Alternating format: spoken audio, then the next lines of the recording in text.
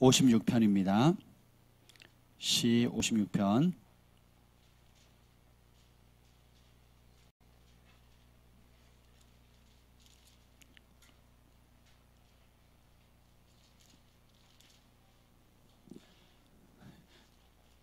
(1절부터) (13절까지) 우리 한 절씩 교독하겠습니다.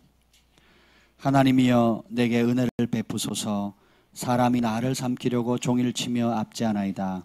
내 원수가 종일 나를 삼키려 하며 나를 교만하게 치는 자들이 많사오니 내가 두려워하는 날에는 내가 주를 의지하리이다.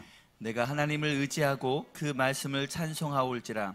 내가 하나님을 의지하였은즉 두려워하지 아니하리니 혈육을 가진 사람이 내게 어찌하리이까. 그들이 종일 내 말을 곡해하며 나를 치는 그들의 모든 생각은 사악이라. 그들이 내 생명을 엿보았던 것과 같이 또 모여 숨어 내 발자취를 지켜보나이다. 그들이 악을 행하고야 안전하오리까. 하나님이여 분노하사 뭇백성을 낮추소서. 나의 유리함을 주께서 계수하셨사오니 나의 눈물을 주의 병에 담으소서. 이것이 주의 책에 기록되지 아니하였나이까. 내가 아뢰는 날에 내 원수들이 물러가리니 이것으로 하나님이 내 편이심을 내가 아나이다. 내가 하나님을 의지하여 그의 말씀을 찬송하며 여호와를 의지하여 그의 말씀을 찬송하리이다. 내가 하나님을 의지하였은즉 두려워하지 아니하리니 사람이 내게 어찌하리이까. 하나님이여 내가 주께 서운함이 있사온즉 내가 감사제를 주께 드리리니. 다 같이요. 주께서 내 생명을 사망에서 건지셨습니다. 주께서 나로 하나님 앞 생명의 빛 앞에 다니게 하시려고 실족하지 아니하게 하지 아니하셨나이까. 아멘. 성령님 이 시간에 환영합니다. 오셔서 우리에게 말씀하여 주시옵소서. 예수님의 이름으로 기도합니다. 아멘. 오늘 말씀의 제목은 나의 눈물을 주의 병에 담으소서. 너무 아름답지 않습니까? 다윗이 쓴 글인데, 다윗은 알아갈수록 신비한, 정말 왜 하나님이 이는 내 마음에 합한 사람이다 라고 칭찬하셨는지 배워가게 됩니다. 오늘 본문에 보면, 시 56편에 보면 다윗이 가드에서 블레셋인에게 잡힌 때에 지은 시라고 했어요. 보면 생각해 보세요. 원수, 적군에게 사로잡혔어요. 기분이 좋을까요? 나쁠까요? 상태가 어떨까요? 소망이 있겠습니까? 절망스럽거든요. 다윗이 살아나려고 어떻게 하냐? 미친 척을 합니다. 사무엘상 21장 이하에 보면 살려고 머리에 입에 개거품을 뭅니다. 그리고 미친 척을 해요. 그리고 정말 그 생명의 위협을 받을 수밖에 없는 그런 상황이었어요. 그래서 이 편에 3절 읽어봅시다. 3절 56편 3절 읽어봅시다. 시작. 내가 두려워하는 날에는 내가 주를 의지하리이다. 정말 스스로 생각해도 자기가 너무 두려웠어요. 그리고 그 두려움이 어느 정도냐면, 여러분 살면서 이러면 내가 죽겠다, 죽음의 그 벼랑 끝 앞 내가 한 발만 더디면 죽겠다 하는 것을 느껴본 상황이 몇 번이나 됩니까? 사실 손꼽히거든요. 아주 절박하고 죽을 것 같고 더 이상 살맛 안 날고 이대로 내 인생 끝날 것 같다 하는 상황에서, 그리고 또 주변에는 자기를 죽이려고 하는 사람들이 둘러싼 겁니다. 그냥 일반적으로 그냥 미워하는 차원이 아니라 진짜 적군의 용사들이에요. 참모들이고 장군들이고 전쟁에 능한 살인병기들이죠. 이런 사람들 주변에 둘러싸서 호시탐탐 죽이려고 하는데 이미 적군에 사로잡혀 있는 그런 상황이에요. 그래서 다윗이 더 이상은 내 힘으로 살 방법이 없으니까 미친 척할 수밖에 없을 정도로, 여러분 살다 보면 내가 정말 미쳐버렸으면 좋겠다, 돌아버리겠다 하는 상황들이 있죠. 그런 상황에 처했을 때 다윗이 아주 특별한 선택을 합니다. 최고의 선택, 보통 사람이 할 수 없는 선택을 하는데, 그게 뭐냐면 은혜 주시는 하나님께 눈물로 호소하기로 결정해요. 보통 사람들은 어려움이 오면 자포자기합니다.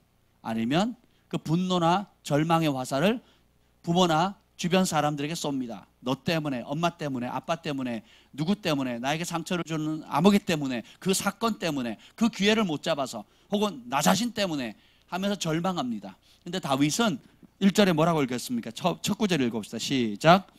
하나님이여 내게 은혜를 베푸소서. 사람이 나를 삼키려고 종일 치며 압제하나이다. 사람이 나를 실제로 죽이려고 하는 그 위협 상황 속에서 다윗이 절박함 가운데 구하는 게 뭐야? 하나님 내게 은혜 주십시오. 이걸 우리가 배워야 됩니다. 하나님 내게 은혜를 주십시오. 누구의 이름을 불러야 됩니까? 근데 우리는 하나님의 이름을 부르지 않고 어떻게 해요? 내게 상처를 준 사람, 내게 아픔을 준 사람, 내가 있었던 과거 사건들, 또 지금 그 화살을 어쨌든 해답도 줄 수 없는 그런 엉뚱한 곳에 쏘고 있거든요. 지금 매스미디어가 많이 발달되어 있는데 문제를 제기하고 남의 허물을 들춰내는 미디어가 굉장히 많습니다. 세상 그것도 그렇고요. 크리스찬 미디어들 가운데도 좋게 출발했다가는 지금 나쁘게, 그러니까 배도자 시리즈 막 이렇게 합니다. 그 짓을 왜 해요? 일단 정보가 잘못돼 있고 왜곡돼 있고 편견으로 그 짜깁기 되어 있는 외국 자료들 어설프게 번역해가지고 배도자로 몰아붙입니다. 여러분, 교황 만나면 내가 교황하고 혼합주의가 된 건가요? 저 가톨릭 싫어합니다. 가톨릭 교리는 구원 받지 못합니다. 적어도 교리는. 저는 그걸 동의하지 않습니다. 그리고 가톨릭이 얼마나 못된 짓 했는지 압니다. 그러면 그렇기 때문에 교황을 만나면 저는 그 교황하고 손잡은 배도자가 되는 겁니까? 이해가 안 되시는군요.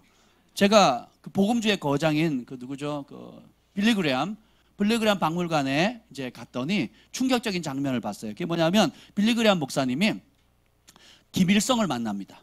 그 김일성을 만나가지고 성경을 전달해 주는 그 장면을 큰 사진으로 찍어가지고 이렇게 공산주의에도 복음을 전하고 뭐 무슬림들에게도 복음을 전하고 막 도저히 일반 크리스찬들이 접근할 범접할 수 없는 기독교에 대해서 굉장히 적대적이고 사람을 죽이는 공산주의와 무슬림들 힌두권의 최고의 지도자들에게 복음을 전하는 장면을 이렇게 찍었거든요.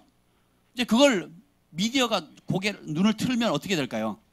김일성하고 손잡았네? 뭐 이러고 얘기를 하는 거예요. 여러분, 겉으로 보이는 것 가지고 그렇게 할 필요가 없습니다. 설사 그렇다 할지라도 이 사람이 돌아올지 어떻게 알아요? 그죠? 그래서 사단의 이름이 뭐예요? 형제들을 밤낮으로 참수하는 자거든요. 여러분들이 가지고 있는 은사와 재능과 능력을 가지고 참수하는 데 쓰지 마세요. 글이든 미디어든 음악이든 티칭이든 참수하는 데 쓰잖아요. 자기도 죽고 남도 죽이고요.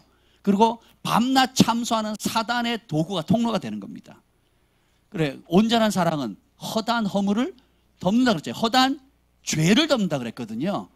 그럼 여러분, 죄를 덮어주는 사람이에요? 죄를 까발리는 사람입니까? 사람들의 정죄 가운데 쓰러진 사람을 절망의 늪에서 끄집어내주는 사람이에요? 아니면 더 늪에 아예 나오지 못하라고 머리부터 밟아버리는 사람입니까? 뭘로 부름받았어요? 살리는 사람으로 부름받았습니까? 죽이는 사람으로 부름받았습니까? 여러분은 페이스북이나 이런 할 때에 죽이는 글들 조심하세요. 죽이는 걸 굉장히, 특히 크리스찬 형제들, 뭐 YM의 로렌 커닝햄을 막 배도자로 몰고요. 또 누구를 배도자로 몰고요. 세계적인 지도자를 다 배도자로 모는데, 야, 제가 어젯밤에 묵상을 하다가 소름 끼치더라고요. 하나님이 한 세대에 존귀하게 쓰는 귀한 하나님의 사람을 몇 가지 짜깁기 해가지고 읽어봤더니 그거예요. 가톨릭하고 그 교황하고 같이 만나서 회의를 했는데 뭐라 했냐면 성경을 보급하기로 했대요. 왜냐하면 가톨릭 안에서 성경을 못 받은 가난한 사람들이 많고 개신교 안에서 성경을 못 받은 가난한 사람, 그 성경도 외경이나 위경을 전파하는 게 아니라 마가복음이에요. 신약 성경 복음을 전파하는 건데 그럼 그 일에 서로 노력하자, 이 얘기를 한 거거든요. 그래서 그 일에 마음을 합친 겁니다. 여러분, 성경 보급하는 게 혼합주의입니까? 그렇지 않죠. 그리고 그것을 교묘하게 틀어가지고 뭐라 할까 하는 거거든요. 그러니까 이게 굉장히 위험한 겁니다. 따라서 나는 살리는 자로 부름받았다. 여러분이 하는 어떤 탁월한 재능과 은사와 가르침의 능력이 있다 할지라도 죽이고 비판하고 참수한 일에 쓰임받지 마세요. 내 의는 세워질지 모르겠고 내 옳음을 증명될지 모르지만 따라서 다 자기 의다. 돌 없는 자가 치라 했을 때 칠 수 있는 사람 몇 사람 되겠습니까? 너희 중에 죄 없는 자가 돌을 들어서 먼저 치라 했을 때 과연 칠 수 있는 사람 몇 사람 되겠어요, 여기? 그렇죠? 그래서 참수하는 일에 쓰임 받지 마시기를 예수님으로 축복합니다. 그래서 제가 왜 여기까지 왔는지 모르겠는데 하나님이여 내게 은혜를 베푸소서. 그래서 사람에게 돌을 던지지 않고 하나님 앞에 무릎 꿇기를 결정하는 거예요. 이게 은혜인데, 그래서 이런 상황 가운데 다윗의 최고의 선택은 은혜 주신 하나님께 눈물로 호소하기를 결정하는 거예요. 오늘 설교 제목이 뭐라고요? 나의 눈물을 주의 병에 담으소서. 제가 이번 주간에 이제 교회 왔다가 기도하고 이제 집에 가는 길에 우리 김 목사님과 대화를 했습니다. 하는 말이 저보고 그러는 거예요. 눈물에 속지 맙시다. 제가 자주 그러잖아요. 눈물에 속지 맙시다를 성도들이 어떻게 하는지 이해하는지 아세요? 그러길래 어떻게 이해하는데? 라고 물었어요. 그랬더니 어떻게 이해하냐면 눈물 흘리지 말라로 이해를 한대요. 그래서 제가 그런 분이 두 분 계셔가지고 그 의도를 좀 설명을 하려고 하다가 그 의도가 뭔지 아시죠? 눈물은 그 출발점입니다. 굉장히 중요해요. 출발이 없으면 끝도 없죠. 시작 자체를 안 했는데 어떻게 경주를 마무리를 하겠습니까? 굉장히 중요한데 제가 그 말을 해 눈물에 속지 맙시다라고 자주 강조했던 이유는 뭐냐면 이렇습니다. 눈물이 주는 위로, 감동, 영혼의 정화 같은 혜택에 멈추지 말고 말씀을 실천하고 순종함으로 열매 맺을 때까지 계속 가라는 거예요. 그러니까 눈물의 단계에서 이와 마찬가지로 아이가 태어났어요. 그리고 안 자라요. 그러면 안 되잖아요. 그러니까 안 자라는 아이니까 중요하지 않으니까 버려야 됩니까? 아니죠. 태어나야 출발을 하죠. 그래서 눈물이 굉장히 중요하다는 겁니다. 아멘. 그래서 그것을 오해가 하니까 좀 풀어줬으면 좋겠다고. 그래서 내가 하겠다고. 그러면 성경에서 눈물에 대해서 뭐라고 얘기할까? 그걸 공부를 하기 시작한 겁니다. 의학에서는 눈물의 기능을 뭘로 보냐라고 조사를 해봤더니 세 가지 기능이 나오더라고요. 심플해요. 정화 기능이 있습니다. 눈은 외부로부터 이물질들이 들어오잖아요. 바깥으로 노출되어 있는 거예요. 계속 깜빡깜빡 하잖아요. 근데 이 깜빡깜빡 하는데 눈물이 안 나오면 외부의 이물질을 걸러낼 수가 없습니다. 그래서 이 눈물이 나옴으로 해서 눈물샘을 통해 가지고 이게 바깥으로만 나오는 게 아니라 코로도 나오고 귀로도 다 연결되어 있거든요. 목으로도 연결되어 있고 연결되어 있습니다. 그래서 눈물이 이렇게 외부로부터 오는 이렇게 이물질들을 깨끗하게 씻어내주는. 그러니까 우리 여러분이 정말 하나님 앞에 나와가지고 막 토로하고 가슴을 토로하면서 쏟아내면 어떻게 됩니까? 마음이 시원해지잖아요. 그러면 얹힌 게 막혔던 게 뻥 뚫리는 것처럼. 그래서 정화되어지는 기능들이 있습니다. 두 번째는 이제 항균 기능인데 화학적인 이물질을 화학적으로 공격해가지고 공격하기도 하고 면역 세포를 활성화시키는 역할을 해요. 그래서 눈물의 98%가 수분이거든요. 나머지 2%가 항균 작용도 하고 그리고 면역 작용을 강화시키는 그런 역할을 합니다. 그리고 박테리아가 외부로 들어와서 우리 몸의 세포를 뚫으려고 할 때 그걸 막아주는 역할을 하는 겁니다. 굉장히 좋죠. 영혼의 창이라고 하는 이 눈. 그리고 세 번째가 시력 보호 기능이 있습니다. 정상적으로 시력을 유지하려면 계속 눈물이 나야 된대요. 이해가 되시죠? 그래서 근데 이 의학 글에 아주 재밌는 말을 썼습니다. 이거는 영적인 얘기가 아니에요. 교회 다니는 목사님이나 뭐 선교사님 쓴 게 아닙니다. 신학자가 쓴 게 아닙니다. 그러니까 시력 보호 기능과 그걸 통해서 정상적인 시력을 유지하는데 재밌는 말을 썼습니다. 한번 잘 들어보세요. 바짝 마른 눈으로는 세상을 제대로 볼 수 없다. 그러니까 여러분 안구 건조증이 있잖아요. 나이 들거나 또 직장 때문에 예를 들면 안구 건조증이 되면 눈이 뻑뻑해가지고 세상을 제대로 볼 수 있어요, 없어요? 그 시력도 떨어집니다. 그렇죠? 예. 그래서 저도 이제 보안경을 샀어요. 블루라이트를 이렇게 걸러주는. 그걸로 컴퓨터 작업을 하거나 밤에 운전할 때, 밤에 운전을 하면 이렇게 빛이 분산돼가지고 이렇게 잘 안 보이더라고요. 근데 그 블루라이트를 걸러주는 안경을 샀습니다. 한 5, 6만 원짜리인데 우연히 알게 돼서 샀는데 너무너무 좋아요. 그래서 휴대폰을 보거나 컴퓨터 작업을 하거나 혹은 밤에 운전을 할 때 안 피곤해요. 심지어 낮에 햇볕이 비치잖아요. 선글라스 기능도 합니다. 그래서 자연적으로 색깔이 바뀌어요. 그래가지고 한국에서 만든 건데 대한민국 만세예요. 근데 참 재밌는 게 바짝 마른 눈으로는 세상을 제대로 볼 수 없대요. 똑같습니다. 영적 원리가. 여러분 눈물이 마르죠? 하나님을 제대로 볼 수가 없고요. 눈물이 마르죠? 사람들을 제대로 볼 수가 없어요. 완악해지고 완고해지고 그리고 자신의 죄에 대해서 무뎌집니다.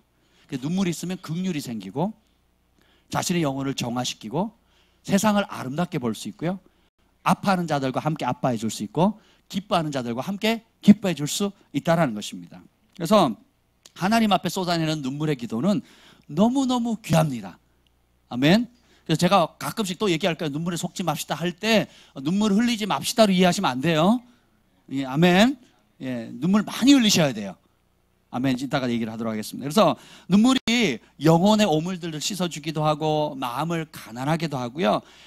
마음의 반응이 정직하게 하도록 합니다. 그래서 여러분 눈물 참으시면 안 돼요. 예, 눈물 참으시면 안 됩니다. 예, 눈물이 나는 것은 하나님께서 나도록 그렇게 만드셔서 따라서 눈물 흘리면 좋기 때문이다. 이게 좋기 때문에 눈물을 흘리도록 하는 거예요. 꾸역꾸역 참을 필요 없습니다. 아멘. 예, 특별히 말씀 앞에 여러분이 대면할 때 막 우세요. 마음껏 우십시오. 다만 거기서 멈추지 말라는 얘기지 울지 말라는 뜻이 아니에요. 예, 우리 교회는 눈물이 멈추면 안 됩니다. 부흥하는 교회는요, 기도 소리와 눈물 소리, 찬양 소리가 멈추면 안 돼요. 그러니까 눈물과 찬양과 기도가 끊이지 않아야 돼요. 그래서 저희 교회가 모교회가 매일 밤 개구리 소리가 개굴 하면서 너무너무 많이 사람들이 통곡하면서 울면서 회개하기도 하고 영혼을 위해서 부르짖기도 했는데 주변에 이웃 사람들이 이 교회는 맨날 울기만 한다고 우는 교회로 소문이 났어요. 근데 실상은 기쁨이 넘쳤고, 여러분 많이 울수록 기쁨이 큰 거 아세요? 울음이 많을수록 참된 기쁨은 없습니다. 예. 여러분 하나님 앞에 많이 우실수록, 많이 부르짖고 많이 우실수록 정직하게 내 감정 아파요, 마음 상해요, 주님 위로가 필요해요, 주님 도와주세요, 주밖에 나의 도움이 없습니다, 나 너무 외롭고 힘들어요 라고 정직하게 울 때에 주님이 들으세요. 그리고 응답하십니다. 아멘. 그런 눈물을 흘리면 완고한 마음이 눈 녹듯이 녹는데, 여러분 눈물을 쏟아내기 전에는 내가 얼마나 완고한지 잘 모릅니다. 내가 얼마나 지금 마음이 딱딱해져 있는지, 들을 귀가 없는지, 마음을 닫고 있는지 언제 알아요? 눈물 쏟아보면 알아요. 그 전까지는 잘 모릅니다. 그리고 그럼 내 마음이 완고해지면 다른 사람에게도 완고하게 대하거든요. 그러니까 무표정하게 되고 냉담하게 되고 무관심하게 되는 거예요. 그죠? 그래서 많이 쏟아내셔야 됩니다. 많이 쏟아지면 혈기도 많이 죽습니다. 온유해져요. 그렇죠? 제가 이걸 준비하다가 이런 생각이 들었어요. 예민하고 날카롭고 신경질적인 사람들이 있거든요. 특히 우리 영적이신 분들, 그리고 기도 많이 하시는 분들, 우리 자매님들, 예, 또 하늘의 세계 붕붕붕 날아다니시는 분들 가운데 너무 영적 때로는 예민하고 날카로울 때가 있어요. 근데 그런 분들이 울잖아요. 하나님 앞에 울죠. 그러면 순한 양처럼 아주 보들보들해집니다. 따뜻해져요. 그렇죠, 김 목사님? 예, 아멘. 예. 김 목사님이 눈물 흘리면, 여러분 저도 마음이 완고했다가 눈물을 확 쏟아내죠. 부드러워집니다. 그리고 막 긴장했던 거, 막 예민했던 거, 아이들 예민하면 제일 먼저 그 불이익을 누가 당합니까? 아이들이 당하거든요. 전에는 웃어 넘길 일인데 저리 가! 조용히 해! 시끄러! 이렇게 반응이 나오잖아요. 그렇죠? 그래서 우리 안에 눈물을 흘리기 전에 내가 얼마나 다른 사람을 불안초조하게 예민한 사람들은 주변을 불안초조하게 만들어요. 바늘방석에 사람 올려놓는 거하고 똑같습니다. 그렇죠? 근데 눈물을 쏟아내죠. 부드러워집니다. 긴장이 풀려요. 막 그 팽팽한 그 기타 줄 같이, 피아노 줄 같이, 그죠? 낚싯줄까지 아주 팽팽한, 언제 터질지 모르는, 이게 깨어있는 게 아니에요. 이건 깨어있는 게 아닙니다. 그런 긴장과 염려와, 그건 뭐냐면 하나님이 우리를 도우신다는 믿음보다 사단이 우리를 죽이고 공격할 능력이 더 크다고 믿는 거예요. 염려와 걱정은 누굴 찬양하는 거라 그랬죠? 마귀를 찬양하는 거라 그랬습니다. 그래서 주님께서 때때로 우리가 막혀있던 본물이 그냥 팡 터지듯이 때로는 눈물을 쏟게 만드시는 이유가 우리의 영과 몸이 못 견다는 겁니다. 그대로 놔두면 병되거든요. 그래서 어떻게 해야 돼요? 쏟아내셔야 됩니다. 그래서 우리 아이들 찬양할 때 얼마나 좋습니까? 예. 여러분 찬양을 들을 때마다 이건 내가 좋아하는 거, 이거 저건 내가 싫어하는 노래고, 이건 내가 좋아하는 스타일이고 내가 저걸 싫어하는 스타일이랑 이런 게 있잖아요. 아이들은 그런 거 없습니다. 그러니까 노래하면 다 좋아요. 찬양하면 다 좋습니다. 새로운 곡도 다 따라합니다. 큰 소리로 합니다. 아이들 중에 앉아있는 애들이 누가 있어요? 다 서서 막 춤추면서 찬양하거든요. 막 소리치면서 하거든요. 왜요? 마음이 부드러워요. 그래서 아이들은 반응이 정직합니다. 울 때 울어요. 기쁠 때 웃습니다. 화날 때 화내요. 그리고 막 싸웠다고도 미안해 그러면 획 돌아서면 어떻게 돼요?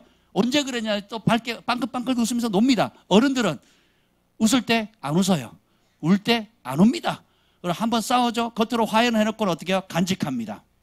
수백 개씩 간직을 해요. 하고 딱 간직하면 그게 어떻게 병이 되는 거예요. 풀질 않는 거거든요. 여러분 긴장하잖아요. 영화를 보더라도 재밌는 영화, 코미디 영화 막 웃잖아요. 막 긴장이 풀잖아요. 근데 막 호러 무비를 막 괴기 영화나 무서운 영화 막 긴장하잖아요. 그럼 어떻게 돼요? 얼굴이 경직되잖아요. 그죠? 그렇지 않습니까? 그래서 여러분 보고 듣는 거 굉장히 주의하셔야 돼요. 그러니까 우리 몸이 외부에서 오는 반응이 몸이 반응을 하는 겁니다.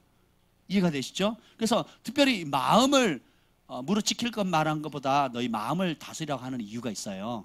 이걸 손상을 시키면 온몸이 다 그냥 거기에 움직이 버리는 겁니다. 그래서 특히 우리 남자들 그 감정에 충실하게 표현할 필요가 있어요. 예, 가정에서도 그렇고요. 그리고 교회, 특별히 하나님 앞에서는 하나님 앞에서부터 쏟아내는 법을 배우셔야 됩니다.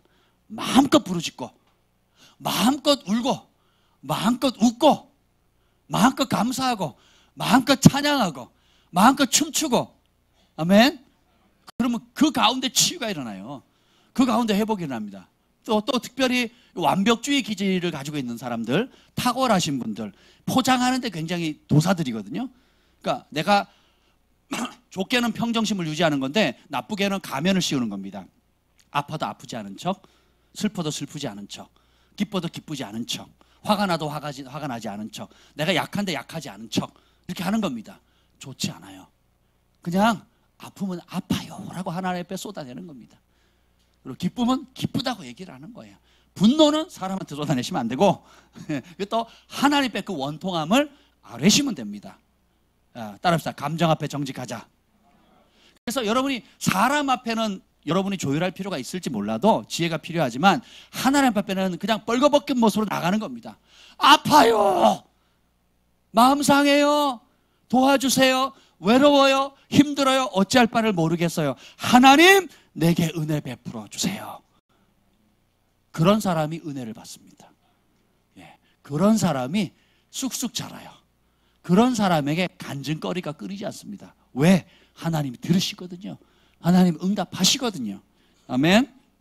그래서 오늘 여러분들에게 이 눈물의 기도의 가치를 좀 알려드릴게요. 그 첫 번째가 뭐냐면 따라합시다. 눈물의 기도는 응답을 부른다. 그 히스기야 왕이 눈물로 기도합니다. 열왕기하 20장 5절에 보면 이사야 선자가 이렇게 갑니다. 넌 히스기야에게 이르기를 다윗의 하나님 여호와의 말씀이 내가 이 히스기야가 이제 죽을 준비하라 그러거든요. 근데 그 소식을 듣고는 네 아멘 하고 가만히 있는 게 아니라 돌아서서 하나님께 침상이 젖도록 눈물로 구합니다. 그리고 내가 이 땅에 살면서 사는 동안에 어떻게 주님 앞에 순종하며 의롭게 살았는지를 아뢰면서 긍휼을 구하죠. 그랬더니 주님께서 이렇게 말합니다. 내가 내 기도를 들었고, 따라합시다. 기도를 들었다. 내 눈물을 보았노라. 뭘 보셨다고요? 기도와 눈물은 좀 달라요. 기도는 기도일 수 있어요. 눈물은 내 영혼의 가장 애절함을 표현하는 겁니다. 간절함을 표현하는 거예요. 이게 굉장히 중요합니다. 그래서 그랬더니 주님께서 눈물을 보셨다고 내가 너를 낫게 하리니 내가 3일 만에 여호와의 성전에 올라가겠다 그러십니다.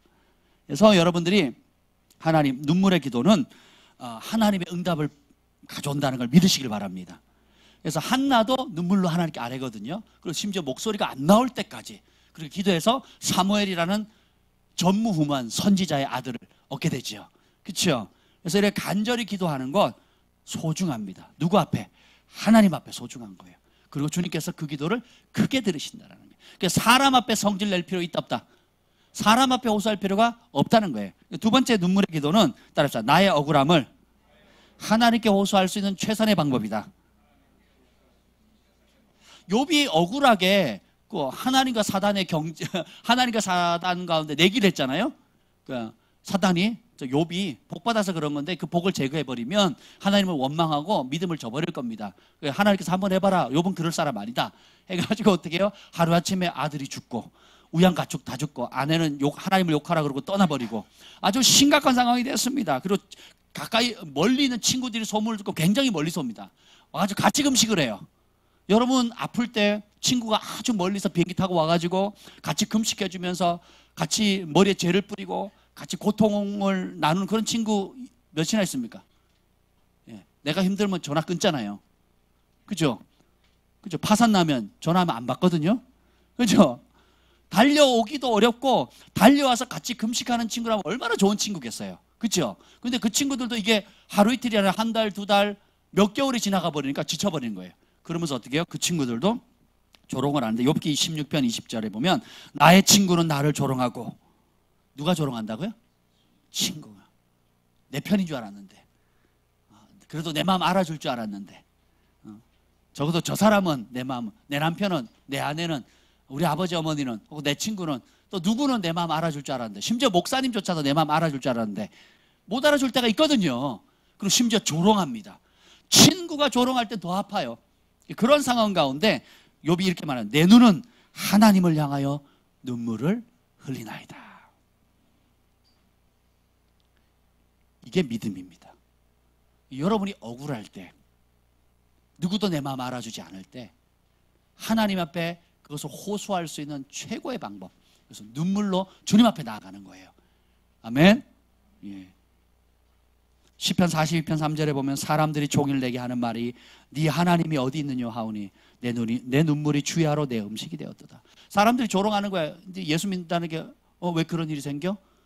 믿는데 왜 교회 다니고부터 왜 사업이 안 돼? 교회 다니고부터 왜 사고가 나? 교회 다니고부터 그러니까 뭐든지 안 되면 전에도 안 됐고 전에도 그런 일이 있었는데 교회 다닌 이후에 생겼다고 해서 어떻게 해요? 왜 그래? 네 하나님 진짜야? 라고 조롱을 하거든요. 이 조롱은 모든 그리스도인들이 다 대면해야 됩니다.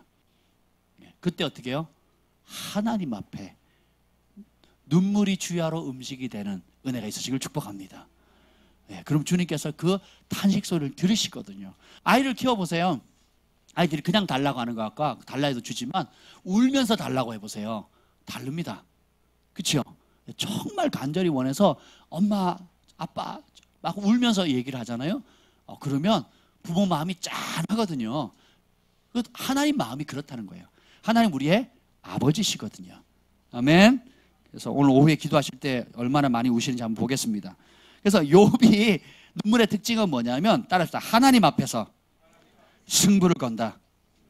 13절 읽읍시다. 오늘 시편 13절 읽읍시다. 시작. 주께서 내 생명을 사망에서 건지셨음이라. 주께서 나로 하나님 앞 생명의 빛에 다니게 하시려고 실족하지 아니하게 하지 아니하셨나이까. 아멘. 욥도 그렇고요. 모든 의로운 사람들은 하나님 앞에서 승부를 걸어요. 다윗이 심히 궁급하였을 때 뭘 선택합니까? 인간적으로 반응하지 않거든요. 네가 그럴 수 있어? 내가 한 게 얼만데, 내가 도와준 게 얼만데, 내가 해준 게 얼만데 나한테 그럴 수 있어? 라고 대부분 이렇게 반응을 합니다. 그게 인간의 본능이거든요.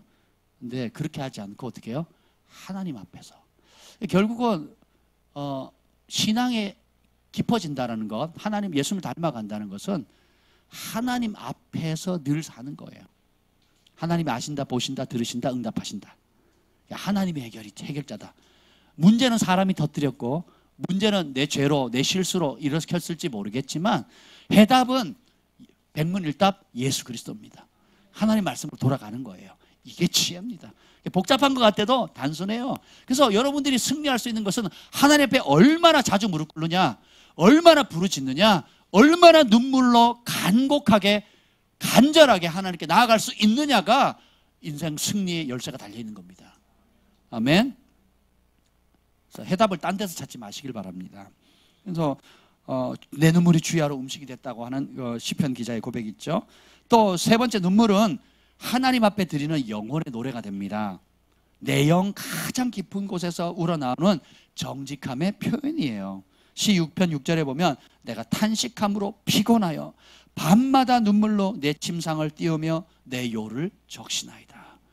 여러분, 눈물이 찔끔 날 때가 있고 또로록 흐를 때가 있습니다. 근데 그 눈물이 쌓여서 내 옷을 적시고 그 눈물이 흘러서 침상을 적시고 내 담요를 적실 정도로 그렇게 다윗이 하나님 앞에 울기를 자주 했다라는 거예요. 우리가 여러분 요셉의 축복을 받기를 원하시죠? 아멘. 모세처럼 되기를 원하십니까? 다윗처럼 쓰임받기를 원하시죠? 근데 다윗처럼 행동하려고는 하질 않아요. 이게 문제예요. 그래서 복을 못 받는 거예요.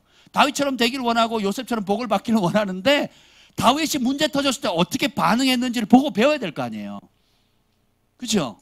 학원에서 예전에 한 형제가 YBM에서 이제 초보 이제 강사로 뽑혀가지고 하는데 그 사장님을 만나자고 해가지고 부사장을 만났나? 어떻게 하면 잘하겠습니까? 노하우를 알려주십시오. 그랬더니 그 부사장님이 그렇게 얘기를 하는 거예요. 자네 정말 이 분야에서 1등이 되고 싶나? 네. 그러면 지금 이 분야에 1등인 사람이 하는 그 티칭 방법이나 하는 걸 그대로 본받고 그 사람보다 조금 더 열심히 하면 되네. 그러더래요. 그리고 그대로 했어요. 진짜 1등을 했다니까요. 여러분, 여러분이 정말 요셉처럼 다윗처럼 하나님과 친밀함을 원하고 이 마지막 때 정말 하나님 마음에 합한 자로 살기를 원한다. 그럼 누굴 닮으면 돼요? 다윗이 위기에 처했을 때, 두려움에 빠졌을 때, 절망 속에 있을 때 어떻게 반응했는지를 보고 배우는 게 지혜입니다. 다윗은 종교인이 아니에요. 다윗은 직업으로 말하자면 정치인입니다. 왕이고 그리고 용사, 그러니까 군인이잖아요. 군인. 그 다윗이 성전을 못 지었던 이유가 뭐예요? 피를 많이 흘렸거든요. 전쟁에 나가서 영적 전쟁 기도합시다 주여 이렇게 하지 않았어요. 실제로 칼 들고 사람을 죽이고 목을 베고 입에 담지도 못할 처참한 일들을 나라를 지키기 위해서, 가족을 지키기 위해서, 자신을 지키기 위해서 그렇게 싸웠단 말이에요. 그죠? 그럼에도 불구하고 그 영혼은 얼마나 부드러운지 몰라요. 악을 미워하고 공의를 사랑하고 거짓을 미워하고 그리고 하나님 앞에는 끊임없이 노래합니다. 이 절망의 상황, 두려움의 상황, 죽음의 위협 상에서도 시편은 노래거든요. 하나님 앞에 노래하는 겁니다. 우리가 기쁜 노래도 부르지만 내 영혼에 절규하는 노래도 부르거든요. 그걸 하나님 받으세요. 여러분, 눈물과 노래는 이어집니다. 눈물과 영혼의 노래는 이어져요. 그래서 아플 때 그 아픔을 노래로 하나님께 올려드리는 겁니다. 이게 찬양이에요.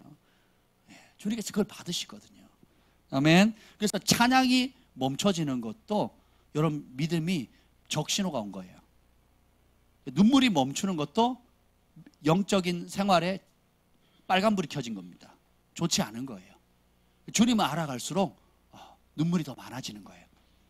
그리고 내 영혼의 노래가 24시간 종일 주님을 찬양하게 되는 거예요. 아멘. 그게 내 영적 상태를 판단하는 저울질할 수 있는 그 기준점이 될 수 있는 것 중에 하나가 바로 그겁니다. 눈물의 기도, 내 영혼의 찬양이에요. 아멘. 그래서 네 번째는 눈물은 따라합시다. 믿음의 표현이다. 이건 뭐냐면 오늘 한번 읽어봅시다. 이게 3절 4절 다시 한번 읽어봅시다. 3절 4절 시작. 내가 두려워하는 날에는 내가 주를 의지하리이다. 내가 하나님을 의지하고 그 말씀을 찬송하올지라. 내가 하나님을 의지하였은즉 두려워하지 아니하리니 혈육을 가진 사람이 내게 어찌하리이까. 10절 11절 다시 읽겠습니다. 시작. 내가 하나님을 의지하여 그의 말씀을 찬송하며 여호와를 의지하여 그의 말씀을 찬송하리이다. 내가 하나님을 의지하였은즉 두려워하지 아니하리니 사람이 내게 어찌하리이까. 다윗이 죽음의 위협 앞에 서 있을 때 붙드는 게 하나님 말씀입니다. 그 말씀을 붙들고 어떻게 해요? 그 말씀을 이루어 달라고 눈물로 단식하는 거예요. 여러분, 문제가 빵 터질 때 저 인간이 하면 하거든요. 저 사람이 누가 이러거든요. 근데 문제가 빵 터졌을 때 다윗은 어떻게 해요? 내가 하나님을 의지하고 그 말씀을 찬송할지라. 이 말은 뭐예요? 단순히 노래했다는 뜻이 아니에요. 어떤 상황이든지 하나님의 말씀이 최고의 해답이다. 어떤 어려움 가운데 하나님의 말씀이 최고의 능력이다. 어떤 상황에서도 모든 문제의 해결자가 하나님의 말씀이다라는 걸 믿는 겁니다. 그래서 어떻게 그걸 붙잡고 하나님의 말씀을 붙잡고 약속을 붙잡고 어떻게 해요? 눈물로 통곡하는 거예요. 아멘. 자기를 정죄하는 건 믿음이 아닙니다. 자기 자신을 보면 절망 안 할 사람 여기 하나도 없어요. 그렇죠? 우리가 위대한 이유는 뭐예요?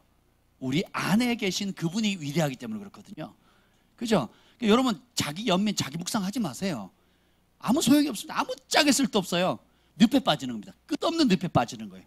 나는 못생겼어, 나는 못해, 나는 공부도 뭐도 못해, 나 같은 게 이건 겸손이 아니에요. 사단에게 속는 거지. 사단 밥 되는 겁니다. 그렇지 않아요. 내 안에 예수님이 계셔. 만왕영환 전능하신 분, 모든 걸 아시고 모든 걸 가능케 하시고 도와주시는 분, 능력 주시는 분, 힘되시는 분, 그분이 계셔. 예, 이걸 믿고 나아가는 거예요. 그래서 눈물의 기도는 믿음의 표현입니다. 아멘. 그래서 다섯 번째, 눈물은 주님께서 소중히 여기시는데요. 오늘 이런 말씀이 성경에 기록됐다는 것 자체가 너무 감사해요. 오늘 6절 읽어봅시다. 6절 읽어봅시다. 시작. 그들이 내 생명을 엿보았던 것 같이 또 모여 숨어 내 발자취를 지켜보나이다. 죄송해요. 8절입니다. 시작. 나의 유리함을 주께서 계수하셨사오니 나의 눈물을 주의 병에 담으소서. 이것이 주의 책에 기록되지 아니하였나이까. 나의 유리함, 이게 지금 사울왕을 피해가 도망갔거든요. 그 블레셋에 잡힌 거예요. 그러니까 원수에게 그러니까 자기를 죽이려고 하는 사람에게 피했는데 더 큰 원수를 만난 거죠. 그러니까 어디 갈지를 모르는 거, 유리하느라 방황하는 거거든요. 갈 바를 알지 못한 이런 상황 가운데 어떻게요? 그런 방황하는 날수를 주님께서 다 세 보시면서 뭐라 그래요? 그때 주님을 의지하면서, 따라서 주님을 의지하면서, 말씀을 의지하면서 흘렸던 나의 눈물을 주의 병에 담으소서. 그리고 어떻게 해요? 이것이 주의 책에 기록되지 아니하였나이까. 마지막 심판 때 보면 생명록, 그러니까 여러 책들이 있어요. 그냥 생명책만 있는 게 아니에요.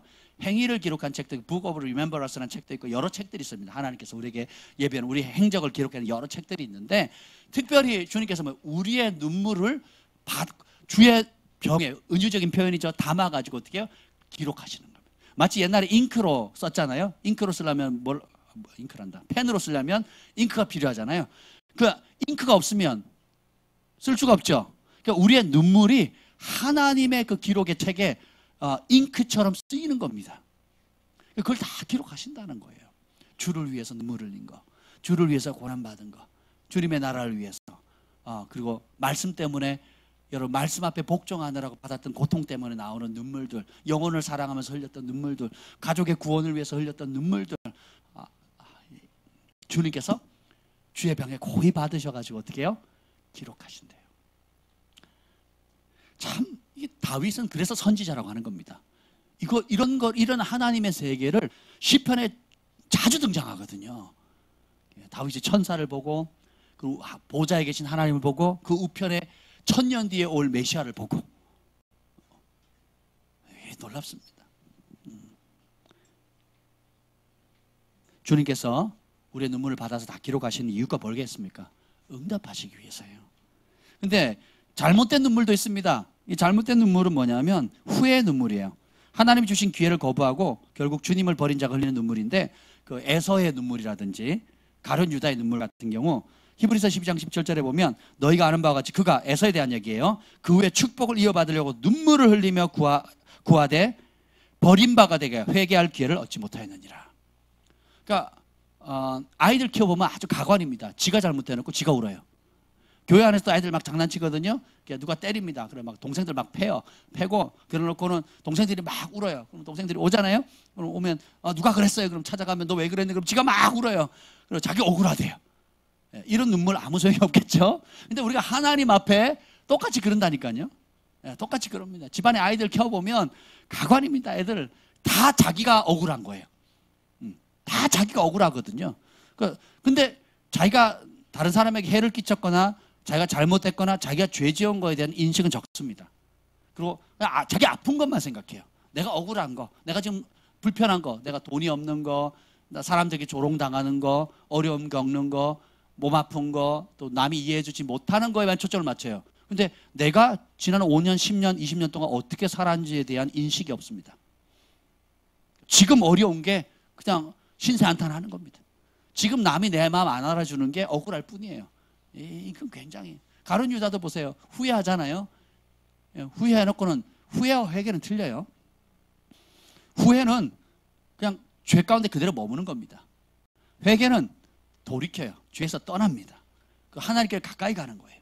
그래서 자기 연민의 눈물, 여러분, 자기 연민의 눈물은 자기 중심적인 눈물이에요.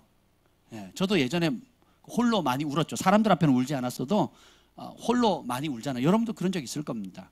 예, 근데 홀로 우는 게 예수님을 모를 때는 다 자기 연민이에요, 결국. 돌이켜보니까 누구도 내 마음 안 알아줘. 나는 외로워. 막 이러면서 자기 연민에 빠진 눈물을 흘리죠. 예, 이런 눈물은 가치가 없습니다. 예, 물론 안 흘리는 것보다 나아요. 그거마저 안 하면 우울증 빠져가지고 뭐 굉장히 힘들어져요. 그것도 하나의 이제 뭐예요? 감정을 해소할 수 있는, 스트레스를 해소할 수 있는 방법이긴 한데, 가치 있는 눈물은 아닙니다. 또 죄와 불순종으로 인한 신세 한탄이 있어요. 시 80편 5절에 보면 주께서 그들에게 눈물의 양식을 먹이시며 많은 눈물을 마시게 하셨나이다. 이게 왜 그러냐면 돌이키라는 거예요. 자기 죄로 이스라엘 백성들이 청개구리 짓 많이 하잖아요. 가나안 땅에 들어가라 그랬더니 싫어요 그러고, 가지 마라 그랬더니 올라가거든요. 그러고 나서 밤새 통곡합니다. 할렐루야. 부흥이 터졌어요. 밤새 통곡을 해요. 부흥이 터졌어요. 하나님께서는 악하다 그랬거든요. 밤새 울었어요. 근데 하나님 보시기엔 악하거든요. 그래서 수천 명, 수만 명이 또 죽습니다. 밤새 울었는데. 왜요? 울고 난 결론이 뭐예요? 애국으로 돌아가자예요. 울고 난 결론이 뭡니까? 모세가 리더가 잘못됐다. 리더를 없애고 딴 리더 세워야 된다. 울고 난 결과가 뭡니까? 세상이 좋다예요. 하나님 그럴 능력 없다예요. 여러분의 눈물이 하나님의 말씀을 믿음으로 더 가까이 가도록 만드는 눈물인지, 아니면 자기 연민을 통해서 주님께로부터 멀어지도록 만드는 눈물인지 한번 자세히 보세요.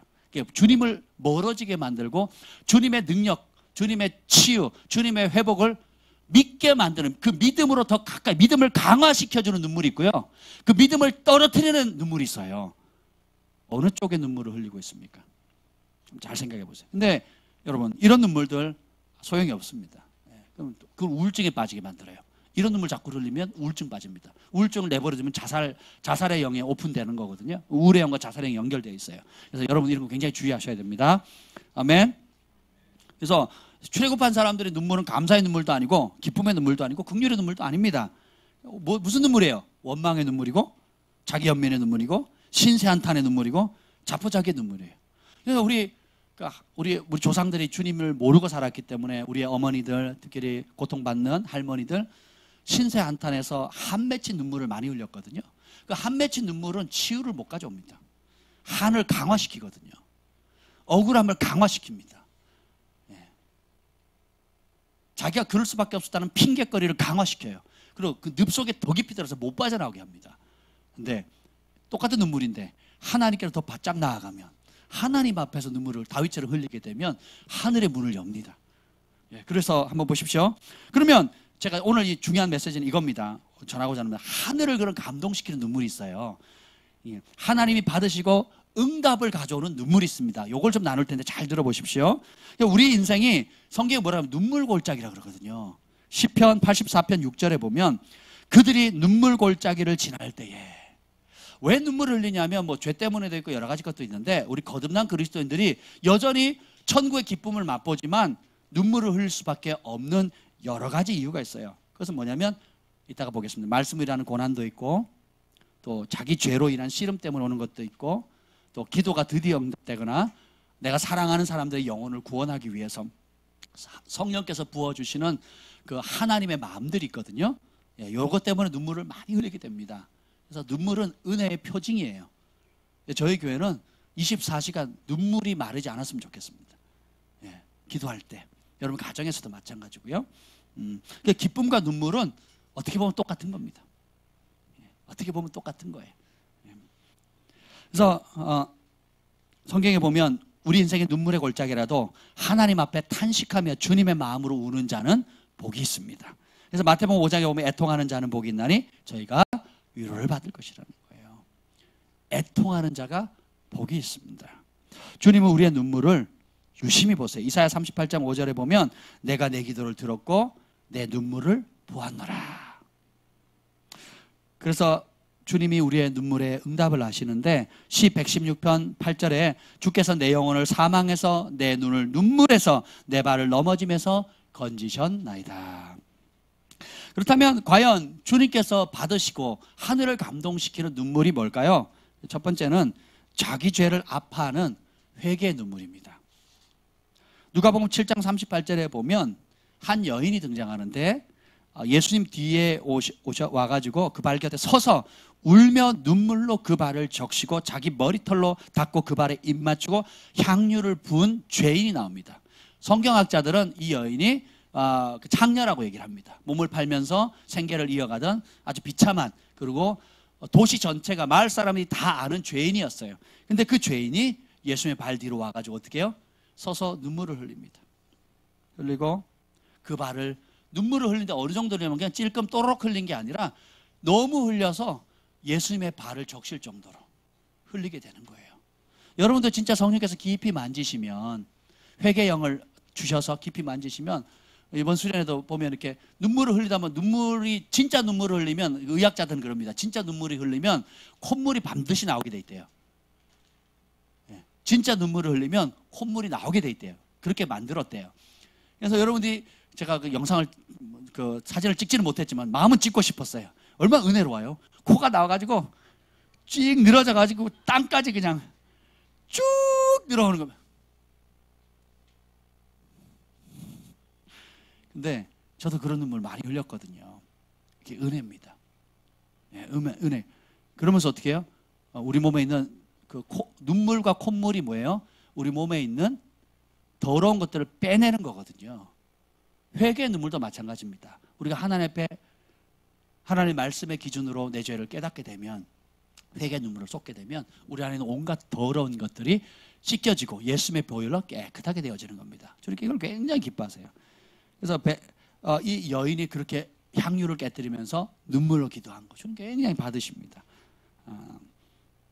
그리고 어떤 눈물을 하나님 기뻐하시냐? 주님을 향한 사랑의 눈물입니다. 누가복음 7장 44절에 똑같이 이어지는데, 이 여자는 눈물로 내 발을 적시고 그 머리털로 닦았다 그랬어요. 시몬에게 이르시되 이 여자를 보느냐? 나는 너네 집에 들어왔을 때 너는 내게 발 씻을 물도 주지 아니하였을 때 이 여자는 눈물로 내 발을 적시고 그 머리털로 닦았다 그랬어요. 여러분이, 예수님이 이 십자가에 달려서 나를 구원하기 위해서 십자가에 달려 죽으셔서 물과 피를 다 쏟으시고 조롱받으시고 채찍에 맞으시고, 그리고 이런 패션 오브 크라이스트 영어 보셨죠? 그리스도의 순환이라는 영어 보십시오. 잊을만 하면 그걸 보면 내 죄 때문에 나를 구원하기 위해서, 그리고 온 인류의 죄를 위해서, 우리 가족, 내가 사랑하는 친구, 내가 사랑하는 우리 어머니, 아버지, 형제, 자매를 구원하기 위해서 주님께 이렇게 처참하게 달려 피값으로 나를 사셨다는 이 은혜가 땅 부딪히게 되죠. 머리가 아니라 가슴에 어느 날 딱 부딪히면, 이게 성령의 역사거든요. 딱 부딪히면 눈이 수도꼭지가 됩니다. 눈물이 쏟아지는데 예수님의 십자가만 생각하면 눈물이 끝도 없이 쏟아나는 겁니다.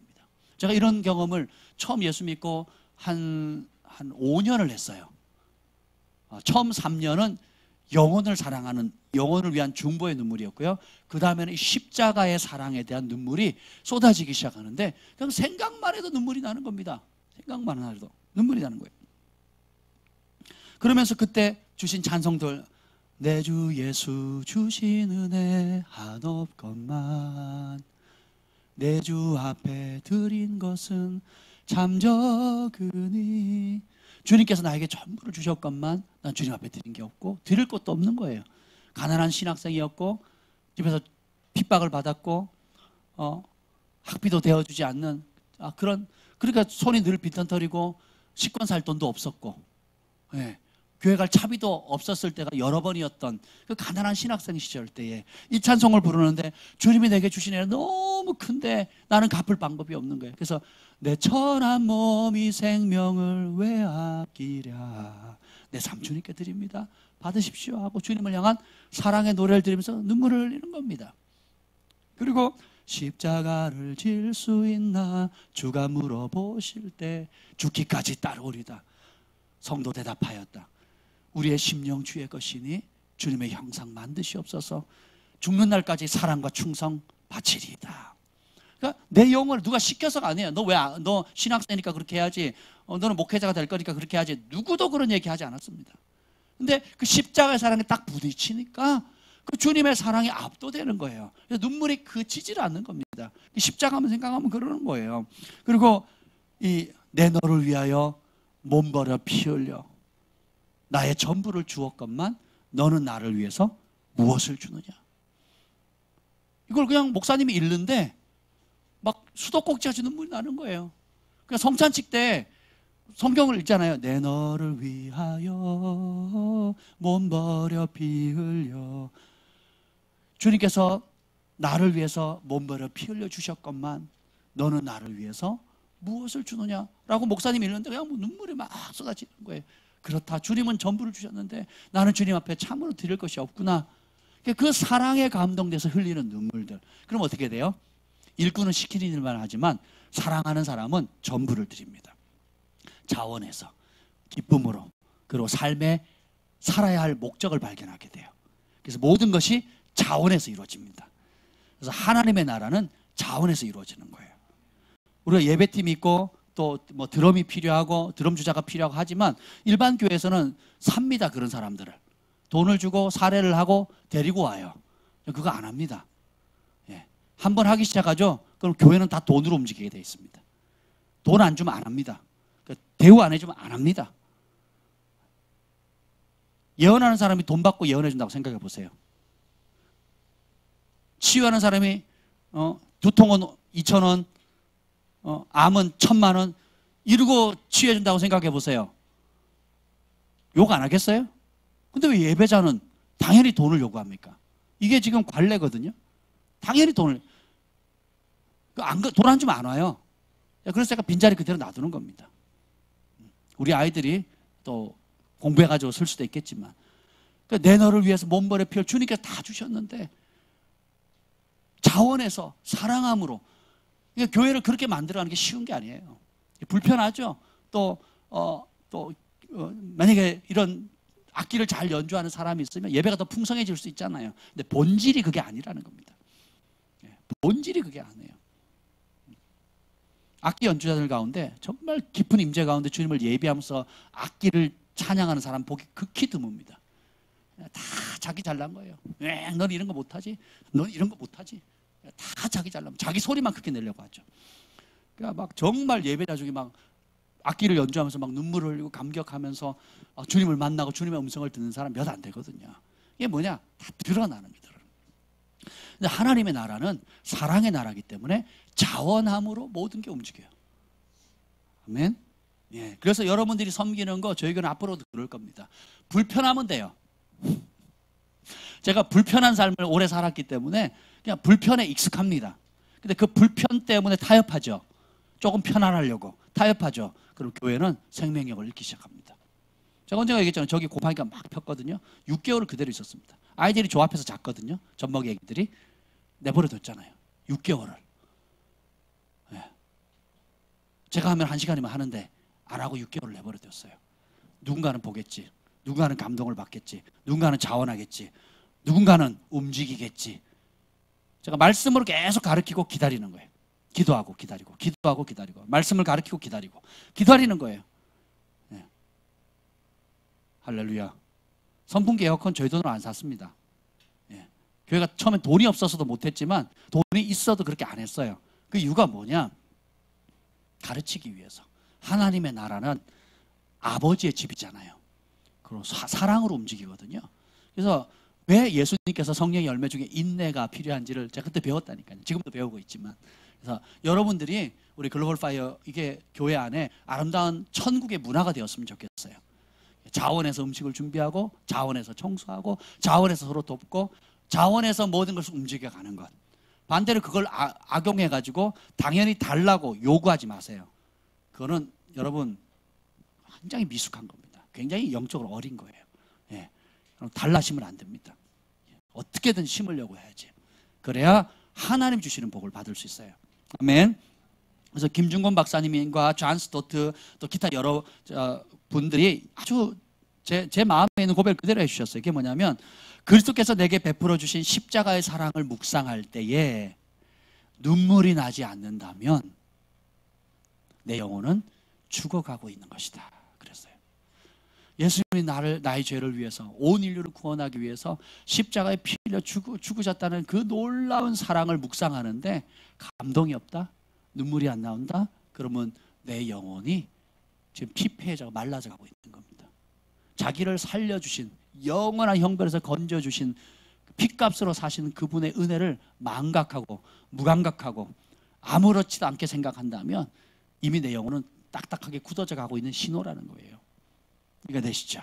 반대로 그분의 십자가를 생각하면 눈물이 나는 거예요. 십자가의 은혜를 찬양하고 묵상할 때면 막 감사한 겁니다. 그리고 내가 지금 당하는 고통, 어려움, 오해들 이런 거는 아무 문제가 되지 않는 거예요. 그분의 사랑에 비하면. 그렇죠? 그럼 다시 일어날 수 있는 겁니다.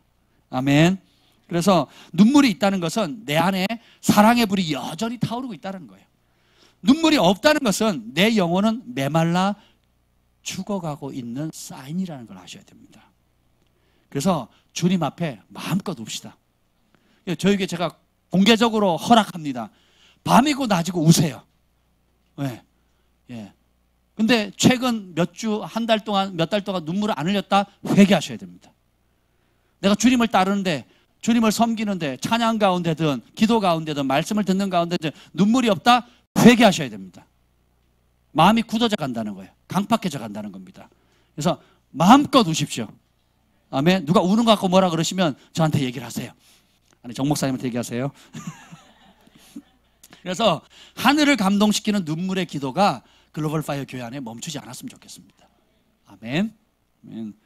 세 번째 하나님이 받으신 하늘을 감동시키는 눈물은 영혼을 사랑하는 눈물이에요. 예. 영혼을 사랑하는 눈물은 예수님의 긍휼이 그 근원이 됩니다. 예수님도 보면 성경에 눈물을 흘리시더라 여러 번 표현이 나오거든요. 바울도 내가 모든 사도행전 2장 19절에 20장 19절에 보면 모든 겸손과 눈물로 이렇게 고린도후서 2장 4절에 보면 내 마음에 큰 눌림과 걱정이 있어 많은 눈물로 너에게 썼노니 이는 너희로 근심하게 하려 한 것이 아니요 오직 내가 너희를 향한 넘치는 사랑이 있음을 너희로 알게 하렵니다. 너희를 너무 사랑해서 눈물로 편지를 쓴대요. 영혼을 바로 세우고 살리기 위한 눈물도 있어요. 사도행전 20장 31절에 보면 그러므로 여러분이 읽게요. 내가 3년이나 밤낮 쉬지 않고 눈물로 각 사람을 훈계하던 것을 기억하라. 왜 눈물이냐? 혈기로 반응하지 않기로 결정하는 거예요. 인간적으로 이성적으로 잔머리 굴려서 논리적으로 접근하지 않고 사람의 마음에 움직이는 게 설명한다고 되는 게 아니거든요. 성령께서 역사하셔야 되고 우리의 강박한 마음이 깨어져야 됩니다. 그리고 높아진 마음이 낮아져야 되거든요. 이거는 성령께서 역사하셔야 되기 때문에 누군가 중보해야 되는 거예요. 누군가 그 틈 사이에 서서 막아서서 긍휼을 구할 때에 주님이 역사하시는 거거든요. 그래서 사도 바울이 3년 반 동안 눈물로 훈계했다라는 거예요. 이게 굉장히 중요합니다. 그래서 영혼을 사랑하는 것. 잘못된 길로 가는 영혼들, 불순종하고 거역하는 영혼들을 향해서 안타까운 눈물을 흘릴 자를 하나님 찾고 계신다는 겁니다. 빌립보서 3장 18절에 보면 내가 여러 번 너에게 말하였거니와 이제도 눈물을 흘리며 말하노니 여러 사람들이 그리스도의 십자가의 원수로 행하느니라. 잘 가르쳤고 성령 체험도 하고 기적도 경험을 했는데 어느 순간에 틈타서 욕심 때문에 죄 때문에 예수님의 원수, 그리스도의 원수 역할을 하는 거예요. 그러니까 어떻게 이 바울이 가슴이 찢어지는 겁니다. 그래서 눈물로 다시 해산의 수고를 하는 한이 있더라도 그 영혼 살리려고 영혼들이 주께로 돌아오도록 구하는 겁니다. 여러분 교회 숫자가 늘어나든 줄어들든 이거는 동일하셔야 돼요. 우리의 가장 중요한 것은 영혼을 살리는 겁니다. 교회의 머리 숫자를 채우는 게 아니고 영혼을 살리는 거예요. 사람을 교회로 데려오는 게 아니라 사람을 예수님께로 데려와야 돼요. 교회를 따르는 사람이 아니라 예수님을 따르는 사람으로 초점을 맞추셔야 돼요. 그래야 교회는 마지막까지 승리할 수 있습니다. 교회는 부흥하고 하나님께 버림받을 수 있어요. 성도는 늘고 교회 재정은 풍성하고 활동은 활발히 하고 프로그램은 많은데 구원받은 영혼들이 적을 수가 있습니다. 왜 그러냐? 한 영혼을 구원하는 게 너무너무 귀할 뿐만 아니라 어렵습니다. 왜냐하면 죄를 버려야 되죠. 자기 십자가 지게 만들어야 되죠. 혈기 죽여야 되죠. 그리고 성령 충만해야 돼요. 깨어 기도해야 되죠. 이런 일을 총체적으로 해야 되는데 권위 아래 순종하는 법 가르쳐야 되죠. 그죠? 영적인 세계 알아야 되죠. 영적인 세계를 볼 때 그걸 또 권위 아래서 복종하면서 겸손히 섬기는 법 배워야 되죠. 이게 하루아침에 되냐 말이에요. 안 되죠. 그래서 사도 바울도 한 지역에 3년 반을 올인을 하는 겁니다. 어떻게든 살려보려고. 사도 바울이 눈물을 흘렸다면 저희 같은 사역자는 얼마나 더 눈물을 흘려야 되겠어요. 그렇죠? 여러분도 마찬가지입니다. 하나님께서 여러분의 성령을 주시고 거듭나게 하시면 제일 먼저 주는 부담이 뭔지 아세요? 영혼 구원에 대한 부담입니다. 우리 두 분도 한 좋은 집사님을 통해 가지고 끊임없이 수년 동안 섬기셨잖아요. 전도하려고. 단순히 교회를 데려오려고 했다면 가까운 교회 보냈을 겁니다. 그렇죠? 근데 그 전도했던 그분이 끊임없이 관심을 몇 년 동안 관심을 가졌던 그 집사님께서 뭐라 그러냐면 정말 이 두 분이 영적으로 살 수 있고 거듭날 수 있고 하나님의 친백성이 되어서 마지막까지 승리할 수 있는 그런 교회를 소개해주고 싶다 해서 우리 교회 데려오신 거예요. 할렐루야. 저희 교회 성도도 아닙니다. 저기 김포에 사시는 분인데 다른 교회 분이세요. 근데 이분은 서울에 사시니까 그렇게 권면해 주신 겁니다. 참 지혜로우신 거죠. 그렇지 않습니까? 사람들이 교회로 그냥 인도한 걸로 여러분들이 마찬가지예요. 저희 글로벌 파이어교회 새로운 영혼들 데리고 왔다. 교회에 앉혀놓은 걸로 만족하시면 안 됩니다. 거기까지 전도한 게 아니에요. 그 영혼이 진짜 회개하고 진짜 거듭났고 진짜 주인이 바뀌어서 예수님을 살아도 주를 위해 죽어도 주를 위해 살 수 있고 죄를 극렬히 미하고 하나님께 사로잡힌 바 되어서 주님을 위해 사는 그리고 주님과 함께 사는 즐거움을 맛볼 때까지 요람에서 무덤까지 책임지셔야 돼요. 아멘. 이게 영혼을 낳는 해산의 고통이에요. 아멘.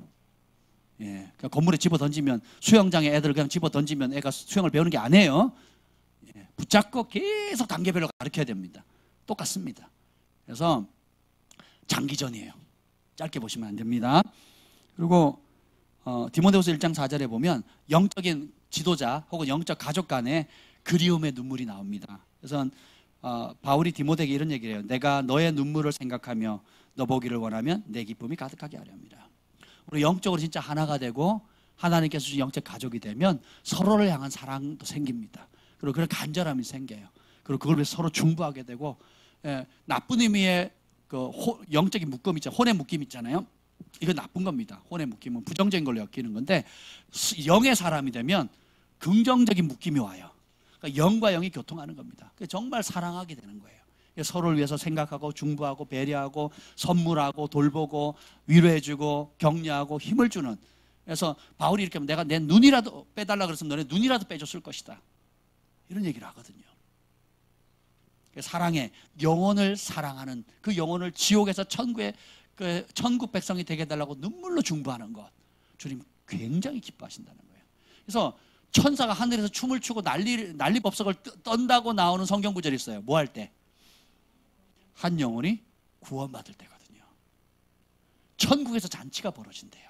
한 영혼이 구원받으면 천국에서 잔치, 온 천국이 다 잔치를 벌여요.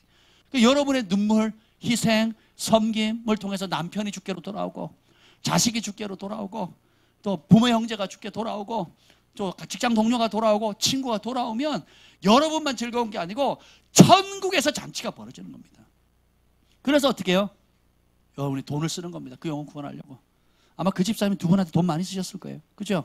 밥 사주고 성경책 사주고 뭐 또 때 되면 선물하고 그죠? 왜 그러냐? 사랑한다는 거거든요.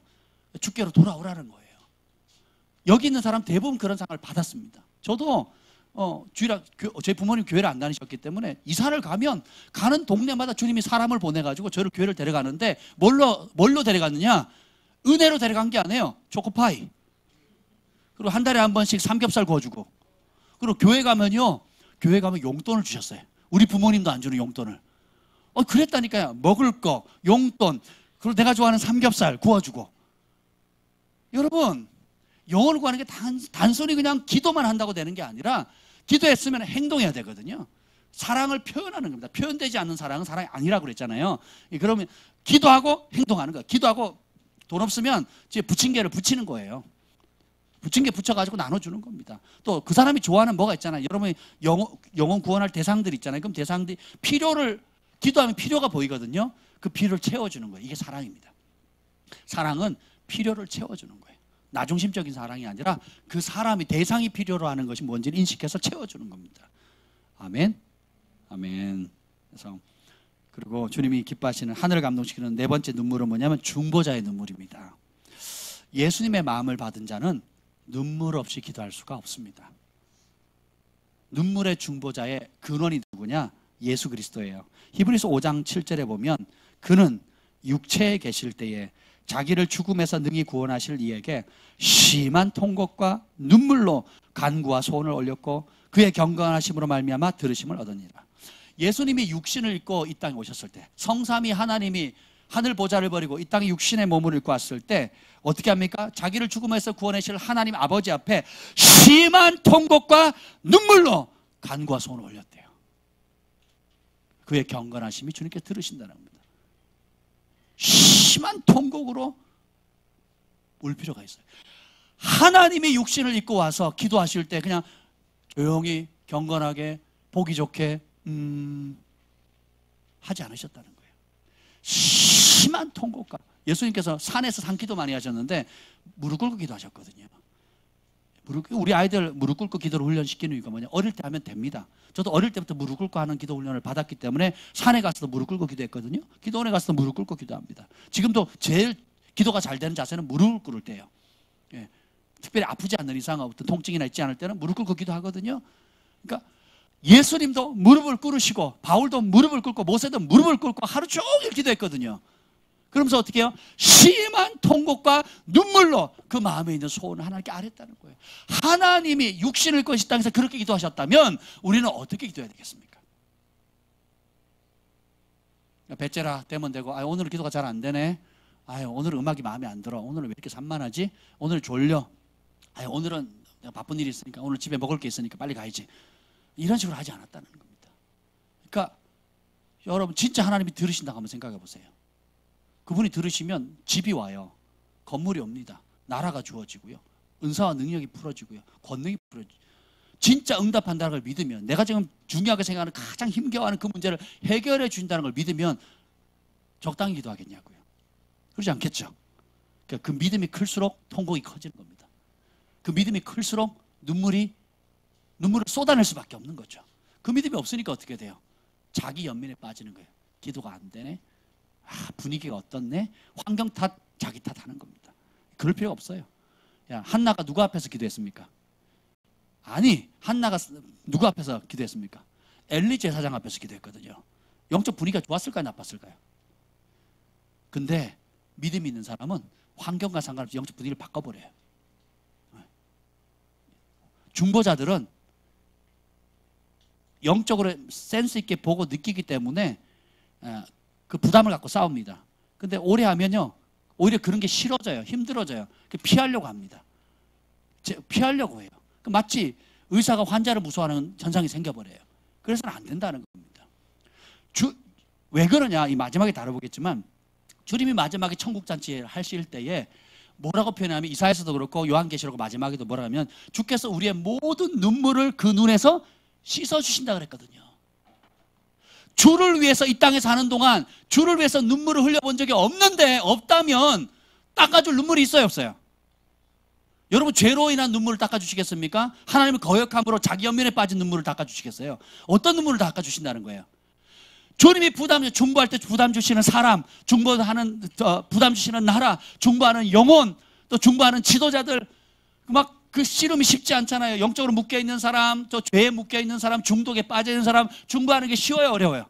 어려워요. 그러니까 탄식하면서 심한 통곡과 눈물로, 왜? 내 힘으로 안 되니까, 내 능력으로 안 되니까 심한 통곡과 눈물로 올려드린 걸 주님께서 눈물병에 받으시고 기록하셨다가 이후에 주님 앞에 섰을 때, 네가 나를 위해서 눈물을 흘렸구나, 내가 사랑하는 영혼들을 위해서, 내가 사랑하는 종들을 위해서 눈물을 흘렸구나, 내가 그 눈물 닦아줄게. 그리고 영원한 상을 주신다는 거예요. 이런 눈물은 하늘을 감동시키고 땅을 감동시키고 사람을 감동시키고 세상을 변화시키는 겁니다. 아멘.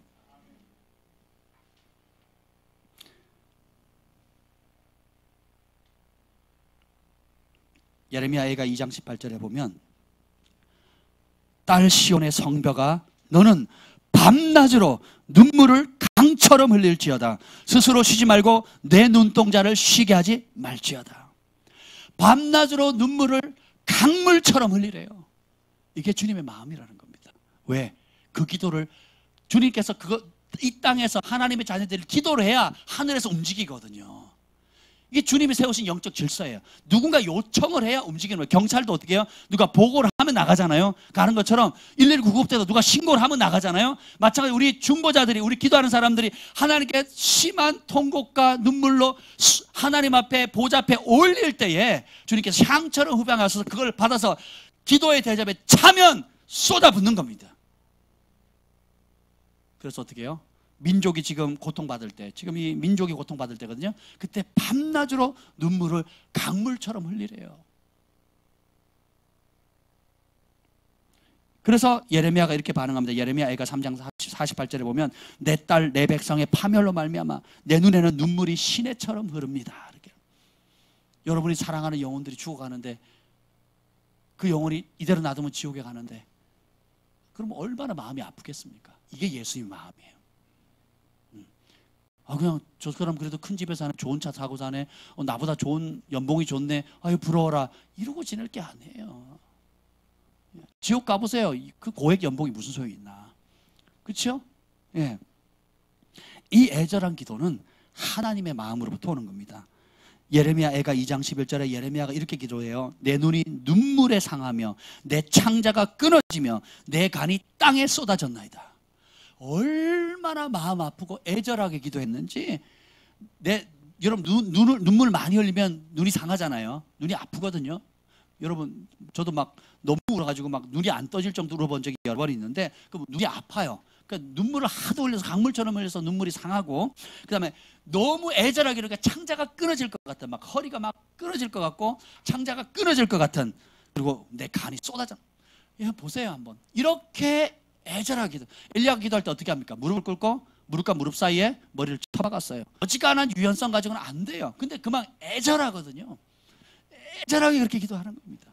선지자들이, 하늘에 불을 내렸던 선지자가 그렇게 기도했다면 우리는 얼마나 더 간절해야 되겠습니까?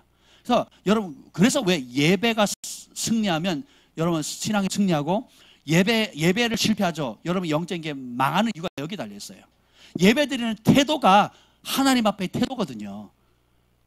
이해가 되세요? 기도하거나 찬송하거나 예물을 드리거나 말씀을 듣는 태도가 하나님 앞에서의 태도거든요. 그래서 전심으로 나아가는 사람, 전심으로 찬양하고 전심으로 기도하고 물 쏟듯이 마음을 쏟아내고, 이런 사람은 안 성장할 수가 없습니다. 이런 사람은 하늘이 안 움직일 수가 없어요. 아멘? 거기에 승리하셔야 돼요. 거기에 쇼부를 걸으셔야 됩니다.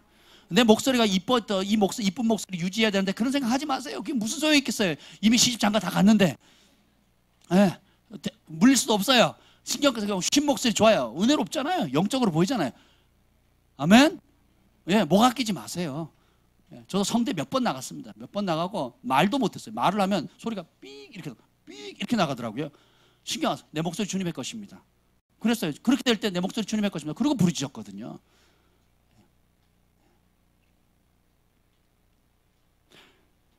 마지막으로 주님이 기뻐하는 기도는 민족과 열방의 구원을 위한 눈물의 기도입니다. 예레미야 9장 1절에 보면 어찌하면 내 머리는 물이 되고 내 눈은 눈물 근원이 되고 죽임을 당한 딸 내 백성을 위하여 주야로 울리로다. 머리에 물이 가득 차 있어요. 눈물의 물이. 그리고 어떻게? 내 눈은 눈물의 근원이 됩니다. 그래서 어떻게 해요? 내 백성을 위해서 구한다는 거거든요. 바울도 모세도 생명책에 내 이름 지워주는 하늘이 있더라도 이 민족, 내 동족 구원해 주십시오. 그래서 우리가 북한을 위해서 기도해야 되고 우리 남한을 위해서 기도해야 되고, 뿐만 아니라 주님의 마음이 열방에 있거든요. 그 온 세계 열방의 구원을 위해서 기도해야 되는 겁니다. 제가 1993년도에 서울신대 다니고 있을 때 동남아 선교팀을 통해서 21일간 머리털 나고 처음 비행기 탔고 머리털 나고 처음으로 선교여행을 갔습니다. 21일이어서 태국, 방글라데시, 네팔 3개국을 다녔는데 매일 밤 울었어요. 여러 가지 이유 때문에 울었는데 거기에 있는 영혼들 안타까움도 있었고요. 또 각 나라, 태국, 방글라데시, 네팔, 이 힌두교는 카스트 제도, 그리고 태국은 왕이 통제하죠. 그리고 방글라데시는 그 가난, 이루 말할 수 없는데 정치가들이, 왕들이 종교를 통해 가지고, 그들이 가짜 종교를 통해 가지고 백성들은 너는 그렇게 태어났어, 승진할 거 꿈도 꾸지 마, 그리고 다음 생에 지금 잘 복종하고 내 말 잘 들으면 다 착한 일 많이 하면 다음 생에 좋은 위치에 태어나는 거야. 내가 지금 왕이 된 이유는, 귀족이 된 이유는 이전 생에 잘 살았기 때문에 그래. 네가 지금 이렇게 가난하게 태어난 것은 이전 세대에 네가 악한 짓을 했기 때문에 벌 받은 거야. 이게 불교입니다. 힌두교예요. 업보예요. 돌이킬 수 있어요, 없어요? 없어요. 그러면서 통치합니다. 그게 막 미치겠는 거예요, 제 영이. 그리고 이 영혼들이 그걸 또 모르고 웃으면서 살아요. 가난한데 가난한 줄 몰라요. 사단에 눌려 사는데 너무 오래 눌려 살다 보니까 눌려 사는 줄 모릅니다. 가난한 나라일수록 행복 지수가 높은 거 아세요, 여러분? 그 이유가 뭔지 아세요? 가난한 걸 인식을 못해요. 자기가 얼마나 처참한지 인식을 못합니다. 부유한 나라일수록 행복 지수가 떨어지거든요. 왜 그런 줄 아세요? 이보다 더 나은 게 있다는 걸 알거든요. 나는 이보다 더한 대우를 받을 수 있다는 걸 알거든요. 그러니까 만족할 수가 없는 겁니다. 그래서 그 영혼들에 대한 부담을 그때 주시는 건데요. 매일 밤 울었습니다. 그리고 예배만 하면, 찬양만 하면, 기도하면 수도꼭지처럼 눈물이 나는 거예요. 그 영혼들, 이 나라 하나님, 태국이 주께로 돌아가게 해주십시오. 인도가 주께로 돌아가게 해주십시오. 방글라데시가 주께, 그 당시 최고로 극빈국이었거든요. 네팔도 그랬고요. 그러니까 공항에 딱 도착했는데 공항이 유리로 돼 있습니다. 근데 거기에 완전 껌딱지같이 사람들이 다다닥 붙였는데 경찰들이 다 바깥으로 지키고 있어요. 못 들어오게. 그리고 나가는 순간 달라붙습니다. 그래서 막 심지어 택시 운전사도요, 우리 짐들을 다 훔쳐갑니다. 그 당시 그랬어요. 근데 그걸 보는데 복음이 안 들어가고 예수님이 주인이 아니니까 자원은 풍성하고 광물도 풍성한데 지질이 또 가난하게 사는 거예요. 그리고 정치가들은 그거를 악용해가지고 통치 수단으로 쓰지, 백성들은 질병과 귀신의 눌림과 가난에 쪄들어 살죠. 그걸 보는데 나 혼자 구원받았다고 행복할 수 있겠냐고요. 그걸 봤는데 나 혼자 그냥 나는 한국에 태어난 거 감사해 할렐루야, 북한에 태어나지 않은 것만 감사해 할렐루야 이러고 있을 수 있겠냔 말이에요.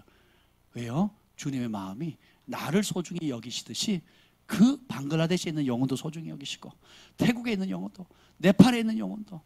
갔는데 집이 없어요. 집이 없어가지고 그 뚝 있잖아요. 뚝이 있으면 그 뚝에 흙을 파요. 사람이 들어갈 수 있는 크기로 파가 아무것도 없습니다. 들어가 봤거든요.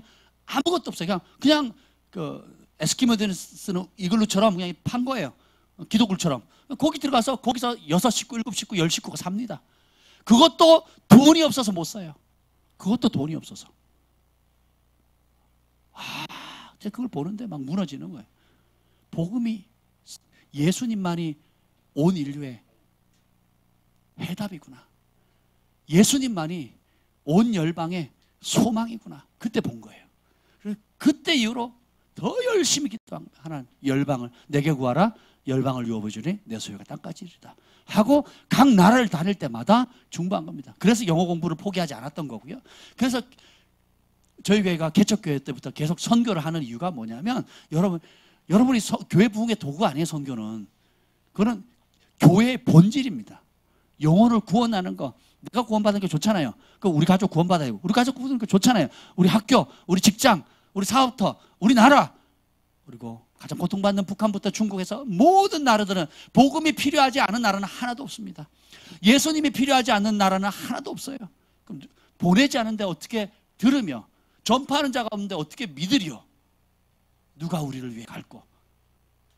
거기에 주님께서 우리의 영혼을 깨우는 겁니다. 중보자들은 그 마음을 가지고 영혼을 살리도록 기도하고, 그리고 어떻게 해요? 사업가들은 부를 창출해서 어떻게 해야 돼요? 그 각 나라를 예수님이 통치하는 나라로 바꿀 수 있도록 물질을 사용하는 겁니다. 각기 은사 받은 대로. 그래서 누구든 예외 없이 땅끝까지 복음을 전하라는 사명을 주님께서 주셨어요. 아멘. 그래서 여러분이 가지고 있는 유무형의 자산들, 여러분이 가지고 있는 능력을 통해서 학식이나 지식이나 창조적인 능력이나 예술적인 능력이나 음악적인 능력, 모든 걸 총동원해서 연합해가지고 땅끝까지 복음을 전할 때 그제서야 주님께서 오신다 그랬거든요. 아멘. 민족의 죄를 회개합시다.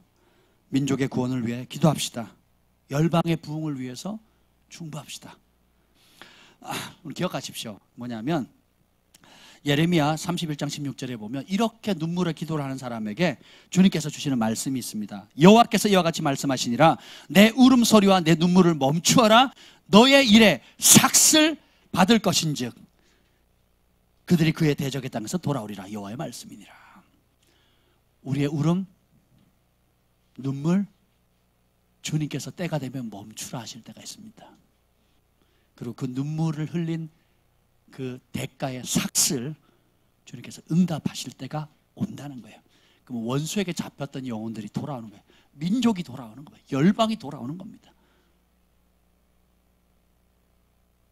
시 126편 5절 눈물 흘리며 씨를 뿌리는 자는 기쁨으로 단을 거두리라. 눈물을 흘려본 적이 없는데 어떻게 기쁨으로 단을 거둬요? 주를 위해 눈물을 흘리지 않았는데 어떻게 주님이 내 눈에서 마지막 때 눈물을 씻겨주겠다고 하시겠습니까? 그러면서 이 땅을 어떤 면에서는 눈물 골짜기를 지나가는 거예요.